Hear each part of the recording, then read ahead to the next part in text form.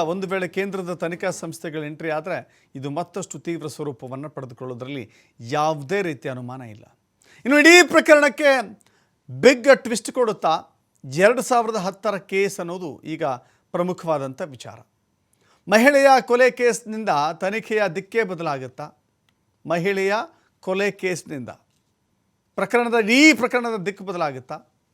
SITಯ ತನಿಖೆಯ ಆಯಾಮವನ್ನೇ ಆ ಶವ ಹೂತಿಟ್ಟಿರುವಂಥ ಪ್ರಕರಣ ಬದಲಿಸುತ್ತಾ ಅಂಥೇಳಿ ಜಯಂತ್ ನೀಡಿದ್ದಂಥ 2010ರ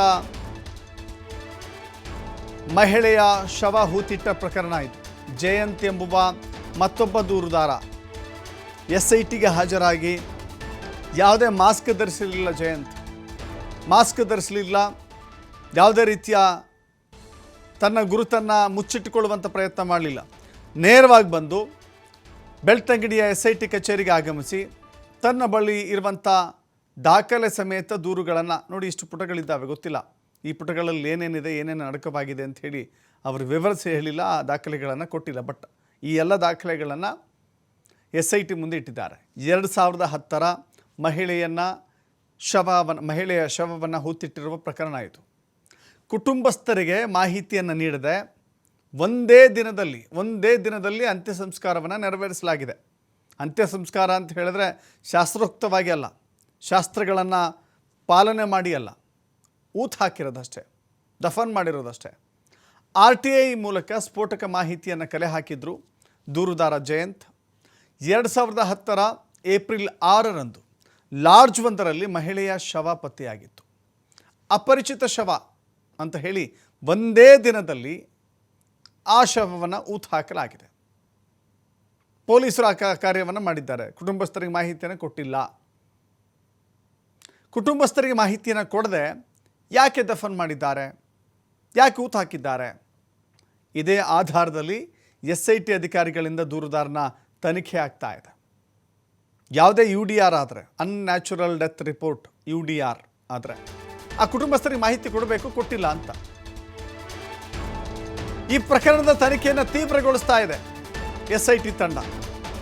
ಜಯಂತ್ ಉಲ್ಲೇಖಿಸಿದಂಥ ರೀತಿಯ ಕೇಸ್ಗಳು ಮತ್ತಷ್ಟಿದಾವ ಅನ್ನೋದನ್ನು ತನಿಖೆ ಮಾಡ್ತಾ ಇದ್ದಾರೆ. ಹೆಣಗಳ ಕಾನೂನು ಪ್ರಕ್ರಿಯೆ ಮಾಡಲಾಗಿತ್ತ? ಒಂದು UDR ಅಂತ ಹೇಳಿದ್ರೆ, ಅಸಹಜ ಸಾವು ಅಂತ ಹೇಳಿದ್ರೆ ಅದಕ್ಕೆ ಕೆಲವು ಪ್ರೊಸೀಜರ್ಗಳಿದ್ದಾವೆ. ಆ ಪ್ರೊಸೀಜರ್ಗಳ ಪ್ರಕಾರವೇ ಹೆಣವನ್ನು, ಶವಗಳನ್ನು ಹೂಳಬೇಕಾಗತ್ತೆ. ಕೇವಲ UDR, ಪೋಸ್ಟ್ ಮಾರ್ಟಮ್ ಇದು ಕಾನೂನಾತ್ಮಕ ಪ್ರಕ್ರಿಯೆ ಅಲ್ಲ ಅಂತ ಕಾನೂನು ಹೇಳುತ್ತೆ. UDR ದಾಖಲಿಸ್ಕೊಂಡಿದ್ದೀವಿ, ಪೋಸ್ಟ್ ಮಾರ್ಟಮ್ ಮಾಡಿದ್ದೀವಿ, ಇಷ್ಟೇ ಅಂತ ಹೇಳಿದ್ರೆ ಆ ಇಡೀ ಕಾನೂನಿನ ಪ್ರಕ್ರಿಯೆ ಮುಗಿದೋಯ್ತಾ? ಅಲ್ಲ. ದಫನ್ಗೂ ಮುನ್ನ ಮೃತ ವ್ಯಕ್ತಿಯ ಕುಟುಂಬಸ್ಥರಿಗೆ ಮಾಹಿತಿಯನ್ನು ಕೊಡಬೇಕಾಗತ್ತೆ. 3 ರಿಂದ 15 ದಿನ ಶವಾಗಾರದಲ್ಲಿಟ್ಟು ಕುಟುಂಬಸ್ಥರ ಆಗಮನಕ್ಕಾಗಿ ಕಾಯಬೇಕಾಗತ್ತೆ. ಎಷ್ಟು? 3 ರಿಂದ 15 ದಿನ. ಇವರು ಒಂದೇ ದಿನದಲ್ಲಿ ಊತಾಕ್ಬಿಟ್ಟಿದ್ದಾರೆ. ಇದೇ ವಿಚಾರವಾಗಿ ದೂರುದಾರನಿಂದ ಮಾಹಿತಿಯನ್ನು SIT ಪಡೆದುಕೊಳ್ತಾ ಇದೆ. ಶವ ಸಿಕ್ಕ ನಂತರದಲ್ಲಿ ಎಷ್ಟು ಸಮಯದೊಳಗೆ ದಫನ್ ಮಾಡಲಾಗ್ತಾ ಇತ್ತು ಅನ್ನೋದನ್ನು ವಿಚಾರಣೆ ಮಾಡ್ತಾ ಇದ್ದಾರೆ. ನೋಡಿ, ದೂರುದಾರ ಮಾಸ್ಕ್ ಮ್ಯಾನ್ ಅವನು ಕೂಡ ಅದೇ ಹೇಳ್ತಾ ಇದ್ದಾನೆ. ಅವನ ಸ್ನೇಹಿತ ಅಥವಾ ಅವನ ಒಡಗೂಡಿ ಕೆಲಸ ಮಾಡ್ತಾ ಇದ್ದಂಥ ರಾಜು ಕೂಡ ಅದನ್ನೇ ಹೇಳ್ತಾ ಇದ್ದಾನೆ. ಪೊಲೀಸರ ಗಮನಕ್ಕೆ ಬರ್ತಾ ಇತ್ತು, ಪೋಸ್ಟ್ ಮಾರ್ಟಮ್ ಆಗ್ತಾ ಇತ್ತು, ನಮಗೆ ಶವವನ್ನು ಹೂಳಿ ಅಂತ ಹೇಳಿ ಮಾಹಿತಿ ಕೇಂದ್ರದಿಂದ ಮಾಹಿತಿ ಬರ್ತಾ ಇತ್ತು. ನಾನು ಈ ದೂರುದಾರ ಇನ್ನಿಬ್ಬರು ಸೇರಿಕೊಂಡು ಶವಗಳನ್ನು ಊತ ಹಾಕ್ತಾ ಇದ್ವಿ ಅಂತ. ಬಟ್ ಇಲ್ಲಿ 2010ರ ವರ್ಷದಲ್ಲಿ ಒಂದು ಯುವತಿ ಪ್ರಾಣವನ್ನು ಕಳೆದುಕೊಳ್ತಾರೆ.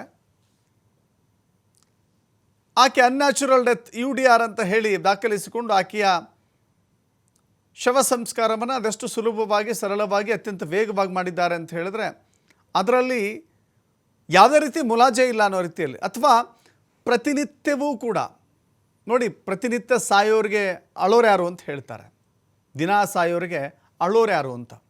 ಆ ರೀತಿಯ ವರ್ತನೆ ಇಲ್ಲಿ ಕಾಣಿಸ್ತಾ ಇದೆ. ಅಂದರೆ ಇದೊಂದು ವಿಶೇಷ ಅಂತ ಅನಿಸೋದಿಲ್ಲ. ಶವ ಸಿಕ್ಕರೆ ಅದನ್ನು ಗಂಭೀರವಾಗಿ ತೆಗೆದುಕೊಳ್ಳಬೇಕಾಗಿಲ್ಲ. ಅದೊಂದು ರೀತಿಯ ರೊಟೀನ್ ಕೆಲಸ, ಅದೊಂದು ರೀತಿ ಪ್ರತಿನಿತ್ಯವೂ ಈ ರೀತಿಯ ಘಟನೆಗಳು ಸಹಜ, ಸಾಮಾನ್ಯ, ಅತಿ ಸಾಮಾನ್ಯ ಅನ್ನೋ ರೀತಿಯಲ್ಲಿ ಶವ ಸಿಕ್ತಾ ಹೂತಾಕು, ಶವ ಸಿಕ್ತಾ ಹೂತಾಕು. ಸೊ ಇಲ್ಲಿ ಕಾನೂನಿನ ಲ್ಯಾಪ್ಸಸ್ ಕಾಣಿಸ್ತಾ ಇದೆ ಅಂತ ಹೇಳಿ ಜಯಂತ್ ಆರೋಪ ಮಾಡಿದರು. ಜಯಂತ್ ಏನು ಆರೋಪ ಮಾಡಿದ್ರೋ ಅದರ ಆಧಾರದ ಮೇಲೆ ಇಲ್ಲಿವರೆಗೂ ಆಗಿರುವಂಥ UDRಗಳನ್ನು ಪತ್ತೆ ಹಚ್ಚಲಾಗ್ತಾ ಇದೆ. ಎಷ್ಟು ಶವಗಳನ್ನು ಹೂತಾಕಿದ್ದಾರೆ, ಪೊಲೀಸ್ ರೆಕಾರ್ಡ್ಸಲ್ಲಿರುವಂಥ ಪ್ರಕಾರ ಎಷ್ಟು ಶವಗಳನ್ನು ಹೂತಾಕಿದ್ದಾರೆ, ಪೋಸ್ಟ್ ಮಾರ್ಟಮ್ ಎಷ್ಟು ಮಾಡಿದ್ದಾರೆ, ಆ ಎಲ್ಲ ರೆಕಾರ್ಡ್ಸ್ಗಳನ್ನು ಪರಿಶೀಲನೆ ಮಾಡ್ತಾ ಇದ್ದಾರೆ. ಆ ರೆಕಾರ್ಡ್ಸ್ಗಳಲ್ಲಿ UDRನಲ್ಲಿ ಸಿಕ್ಕಂಥ ಡೇಟಾಗಳ ಪ್ರಕಾರ ಇವರು ಕಾನೂನಾತ್ಮಕ ಪ್ರಕ್ರಿಯೆಯನ್ನು ಪೂರ್ಣಗೊಳಿಸಿದ್ದಾರೆ ಅನ್ನೋದನ್ನು ಕೂಡ ನೋಡ್ತಾ ಇದ್ದಾರೆ. ಹೀಗಾಗಿ ಇಡೀ SIT ವಿಚಾರಣೆಯಲ್ಲಿ ಈ ಒಂದು ಅಂಶ ಇದೆಯಲ್ಲ, ಈ ಒಂದು ಅಂಶ ಎಲ್ಲದಕ್ಕೂ ಅನ್ವಯವಾಗುವ ರೀತಿಯಲ್ಲಿ ಕಾಣಿಸ್ತಾ ಇದೆ.